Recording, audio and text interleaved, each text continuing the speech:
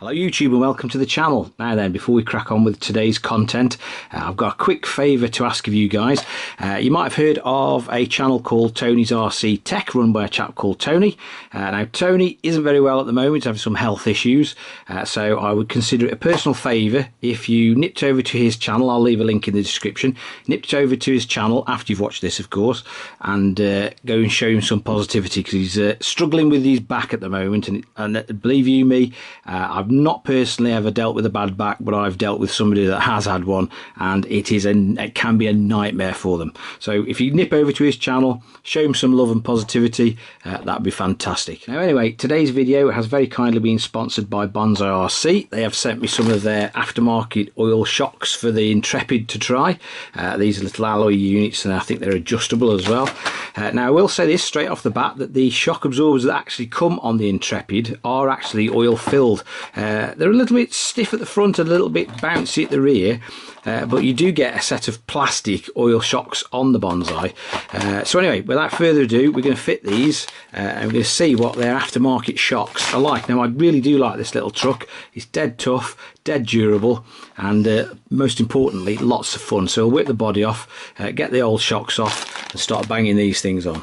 Now before we remove the shocks, just a bit of advice: if you've got one of these little Intrepids or you're thinking about buying one, get a couple of motor radiators for the motor, because these things run red hot. I ran it the other day around the garden for a bit. I mean, it was 28-30 degrees outside, but the motor was absolutely steaming by the time it finished. I mean, it got that hot it actually melted the little sticker on there that actually surrounds it. So if you've got one of these, go and buy yourself a radiator and your motor will last that much longer. No, I haven't fitted one, but I'm probably going to convert this to brushless at some point, so I'm not terribly worried. So anyway, let's get into it. Let's undo these shock absorbers.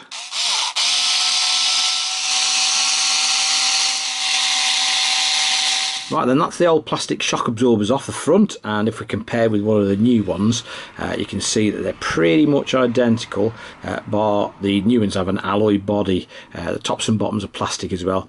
The springs do look a little bit thinner, so whether or not they just are a little bit more compliant, because they do actually feel, these feel quite stiff, the old ones, and these don't. Anyway, we'll take these apart, put some oil in them, and then bang them on the buggy. Now while I've got them in front of me, and before I start sticking oil in, I will say this, that these little shock bodies and the associated alloy bits and pieces do seem really well machined, and I'm quite impressed with the quality, to be honest. They are, even without oiling, really smooth, and they just feel like a nice quality piece of kit. Anyway, I'm going to be putting some 500 weight oil in them, so here goes nothing. I'm just going to pump them up and down a bit just to get rid of any air that we might have trapped in there. I'm just going to top them up, leave a little bit of a gap at the top, and then we can reassemble them. There you have it, all four shocks are on. Took about 20 minutes, if that. It's a dead easy, dead straightforward way of instantly improving the handling of your RC if you haven't already done it. I was wrong about these shock caps. They are in fact aluminium, not plastic. They're just very well machined. So anyway, what we want to know is what these things are like. They do feel quite nice and plush, I must admit. So what we're going to do, take it outside and we're going to give you some abuse.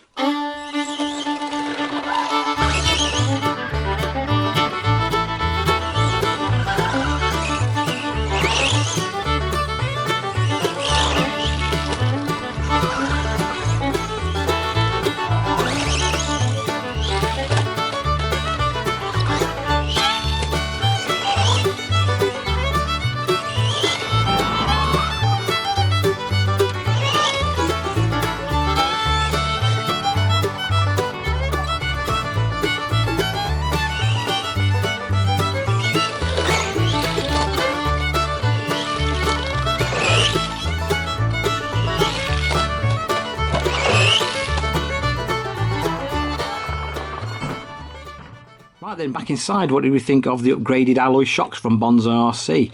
Now I'm going to be honest with you guys, I wasn't really expecting much, because as far as I can tell, they're pretty much the same as the plastic originals. I mean, these are, don't forget, these are oil filled and adjustable, same as these units. But I'm sure this thing feels a little bit plusher and it rides over the bumps a little bit better. It jumps okay and it lands okay, and nothing's leaking so far, so that's usually a good sign. But it does seem to handle a bit better, and so I think these shocks are a definite improvement. I mean, it could be purely psychological, but they do seem a little bit more compliant than the plastic originals. So would I recommend Bonzai RC's upgraded alloy shocks for your Intrepid? And I'm going to say yes, I would. I think they are a definite improvement over the stock ones and well worth a purchase. Now, these shocks aren't the cheapest things in the world, but they're certainly far from the most expensive. They do retail on Bonzai's website for 15 quid a pair, which is about $19, which makes them more 30 quid a set, or roughly about $40 a set. But they do seem to work quite well, and to be honest, I think they do improve the handling of the Intrepid. I mean, shocks are a quick and simple upgrade to perform, and they do make a massive difference. A decent set of shocks does make a massive difference. Don't forget, these don't come with any oil in, so you'll have to supply your own, which means you might have to experiment with grades, etc. Like I say, I put 500 in, and it seems pretty good. Now, while we're here, I have got one complaint about the Intrepid, and it's nothing to do with the shocks, and I did mention it in the review video. It's these bushings they put in the wheels instead of bearings. I've only had this thing out 3 or 4 times, and they're absolutely shot. So in future, Bonzai, if we could have some proper wheel bearings in there, because these things aren't particularly cheap. They are good, they do seem really good, but they're not particularly cheap. For the price, let's put some wheel bearings in, eh? I will of course leave some links in the description to where you can get these shock absorbers from. As ever, if you found this video of some use and interest, please give it a big thumbs up, and if you're feeling that way inclined, hit that subscribe button for more future similar content. Once again guys, thanks for watching, and I will catch you again very soon.